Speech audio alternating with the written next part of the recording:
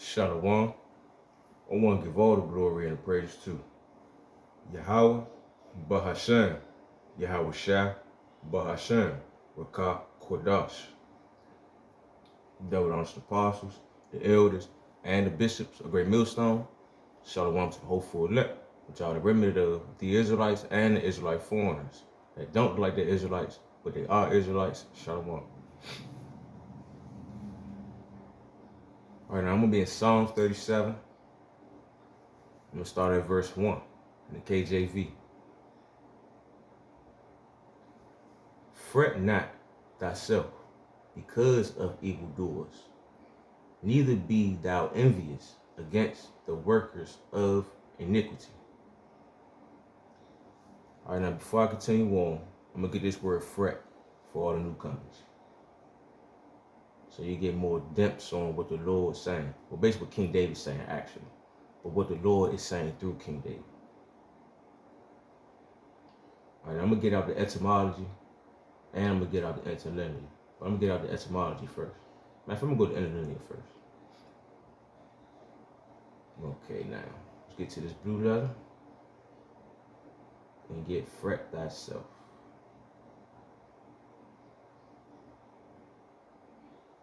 All right, now. Fret thyself in the linear. I'm going to play it real quick. Strong's H, 2734. Chara. Chara. All right, now.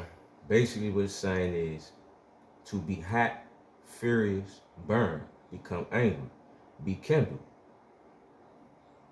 Basically, other words, be irritated, being frustrated, stressing yourself, worrying, in other words. There's another one right here at the very bottom. It says to heat oneself in vexation. Of course, we're supposed to be vexed, but there's a point that the Lord is basically saying to us through King David. All right, now let me go to interlinear real quick. I mean, not the interlinear, Salaki, the etymology. Okay, now, fret in etymology. It says devour, feed upon, consume. All right, now. So, right here, when King David, through the Lord, what King David is saying through, what the Lord is saying through King David, basically, the Spirit is saying, fret not thyself. Basically saying, don't devour yourself. Don't destroy yourself. Don't give yourself complete vexation to the point where you just so worried, so stressed. Because all you're going to do is destroy yourself. Especially if you're stressing over the fact of what the evildoers, such as Esau's descendants and the wicked people, also the wicked Israelites. Don't stress yourself. Don't destroy yourself because of what they're doing, how they prospering off of wickedness and living their so-called best life right now. Because all you're going to do is destroy yourself. You're going to devour yourself at the end of the day, worrying, tripping about what they doing, how they prospering now, why, how come this and how come that. This shit's supposed to be happening. The Lord is using them as an example on what not to do. Because like he said at the end of the day, he's going to wipe their ass away. He's going to get rid of all wicked thoughts, philosophies, all that shit. That's why he said, fret not thyself. Don't stress yourself. Don't destroy yourself because of what you see, what's going on out here. Yes, it's irritating. Yes, it's vexation as hell. But at the same time, do not destroy yourself because of what's going on out here. Verse 2. For they shall soon be cut down like the grass and wither as the green herb. Basically saying all the people that want to continue to do evil, including the wicked that he created to do evil. Basically, the Israelites that still want to do evil, he gonna destroy all that shit. He gonna wipe their ass out. He gonna cut that shit down. He gonna uproot it. He gonna burn that shit. He gonna get rid of it because the Lord do not deal with wickedness. All right. That's why he tells us don't worry. He gonna get rid of all this shit. This shit is just temporary. Cause he can see that it's a mess. Think about how in the front yard or whatever, right? You see a yard that got a bunch of grass, tall ass grass. You're like, oh, that's just a mess. That shit got to cut. Somebody got to cut that shit. That's basically what the Lord is looking at it, and that's how he feel. Somebody got to cut that shit. So Yahweh gonna send his son, Yahweh Shai, come cut this shit down to come clean up all this wickedness off this earth. Let me go to Ecclesiasticus real quick, verse 40, 15. Ecclesiasticus 40, verse 15. The children of the ungodly shall not bring forth many branches, but are as unclean roots upon a rock, upon a hard rock. The weed growing upon every water and every bank of the river shall be pulled up before all graves. Basically, what the Lord is saying in the parable, in lingo, basically saying all this ungodly, all this unrighteousness, all this wicked stuff that's going on here in this world, it's going to be uprooted. Because at the end of the day, think about it. A plant that's grown upon a rock ain't going to last long, as you can see. I don't know if y'all ever saw it before, but I remember sometimes when I was young, I used to play with little rocks and stuff. I used to see little dried up roots on rocks. I'm like, how the hell did this root get attached to this rock? It's all dried up and dead, but it thought about it, like as I'm reading, I'm like, oh, that's what he's talking about. How when roots attach to a rock and eventually dies off because there ain't no way for it to get water, no type of proper nutrients. That's basically what the Lord's saying. All these unclean roots out here that's attached to rocks, eventually going to wither off. It's going to be gone. So don't worry, don't fret yourself about this shit. It's supposed to happen. It's all this is temporary, basically. In other words. So don't fret yourself about nothing that goes on out here. Of course, it's irritating. I know that. I understand that. I feel it. I understand. I'll be irritated, but I'm saying this for myself also. The Lord said it's supposed to happen. Let me stop talking about Psalm 37. But that's the point, though, for real. Don't fret yourself. Don't worry yourself. Don't destroy yourself because of all the wickedness and iniquity you see out here. It's supposed to be happening. The Lord is showing us what not to do out here. Because all the shit that we was doing is what caused all these problems. Let me get back to Psalm 37, verse 3. It says, trust in the Lord and do good. So shalt thou dwell in the land. And verily thou shalt be fed. Trust in the Lord, he got you. Delight thyself also in the Lord, and he shall give thee the desires of thine heart.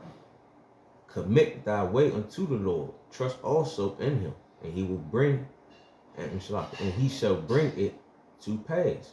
So basically, in other words, hearken to the Lord, meditate to the Lord, seek the Lord. If he already gave us information, he already chose you, basically. So continue to seek him and continue to your best ability as much as you can, all right?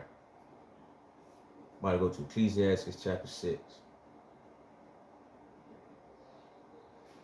verse 37. It says, let thy mind be upon the ordinance of the Lord, and meditate continually in his commandments. And that's basically how you commit yourself to the ways of the Lord. Meditate continually in his commandments, and do them also. Don't just think about it, do them also. He shall establish thy heart, and give thee wisdom at thy own desire. It's like he said back in Psalm 37. He's going to give you what you desire at the end of the day. But you got to sincerely trust in the Lord and do what he told you to do to your best ability. He got you. Don't fret yourself. Don't worry. Don't stress yourself. Don't destroy yourself. He got you. Just trust him. That's what he's telling us right now through King David. Don't stress yourself. Don't worry yourself. Do what you're supposed to do. He told King David this back then. He's saying the same thing as of now right to us. All right? Just do what you're supposed to do. Don't worry about the bullshit that you see out here. Do your part at the end of the day. I'm going to read verse 5 again.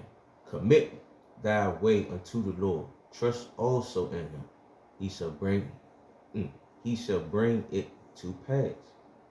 And he shall bring forth thy righteousness as the light, and thy judgments as the noonday. Basically, let it be known.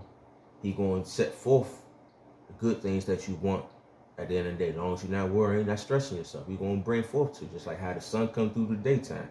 And he said he's going to bring forth his judgment. Accordingly, however it need to be done. Just how the noonday come in. Basically how the sun goes down and come up, how the moon go down and come up. Steady cycle, how everything is in steady cycle. That's how his righteousness and his judgment is at the end of the day. It's light from him. It's a steady cycle. So don't worry, don't stress. Do your part. Verse 7. Rest in the Lord and wait patiently for him. Fret not thyself because of him who prospereth in his ways, because of the man who bringeth wicked devices to pass. Basically saying, don't worry yourself about these wicked ass people out here that's doing anything and everything. He got them. Cease from anger and forsake wrath. Fret not thyself in any wise to do evil. Calm down. Don't worry. Don't stress. Don't kill yourself over what you see that's going on out here, basically. That's all you're doing. You worrying, you stressing, gonna cause yourself to do something stupid. And you're gonna cause death upon yourself early for nothing.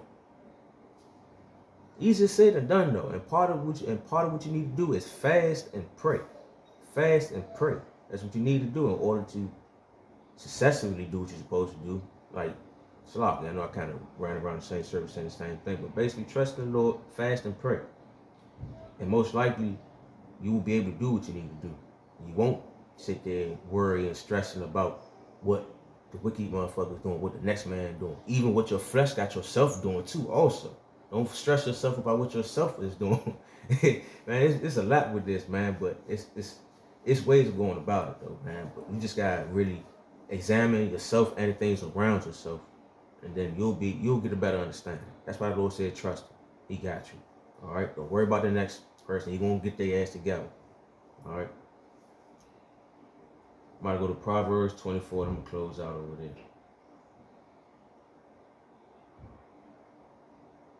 Proverbs 24, 19 to 20. Fret not thyself because of evil men, neither be thou envious at the wicked. So don't worry about Esau, his descendants out here doing what they doing, causing problems they're supposed to do. Don't worry about the other wicked nations, they're doing what they're supposed to do. Don't even worry about what the wicked 2/3, our nation, the Israelites doing. They're doing what they're supposed to do. Don't even worry about what your flesh got you doing at certain times. Your flesh is doing what it's supposed to do at the end of the day. That's what the Lord designed everything to do. Just don't worry. Just sincerely do what the Lord told you to do to your best ability. That's it. Verse 20. For there shall be no reward to the evil man. The candle of the wicked shall be put out. So don't worry about none of this wicked stuff that you see and none of the stuff that you're doing out here. I ain't necessarily saying worry. Don't stress yourself. Don't beat yourself up because of the things that the Lord have you doing. If you sincerely pushing and serving the Lord to your best ability, come on now. If you know for a fact you deep down sincerely doing what you can, don't stress yourself. Don't worry. Fret not thyself. The Lord gonna do what he said he gonna do. That's basically the point for real, for real. The Lord, he gonna look out for you if you doing what you're supposed to do. And he gonna get rid of all this wicked shit out here off upon this earth. We're gonna be living in righteousness forever, alright? Just do what you're supposed to do. Don't worry. Don't stress. Don't destroy yourself. Fret not thyself. Alright? That's basically the title of this lesson for real. So hopefully that was edifying. I want to give all the glory and the praises to Yahweh, Bahashem, Yahweh Shai, Bahashem, Ka, Kodash, double honors to the apostles, the elders, and the bishops of Great Millstone. So run to the hopeful elect, which are the remnant of the Israelites and the Israelite foreigners that don't look like they're Israelites, but they are Israelites. Shalom.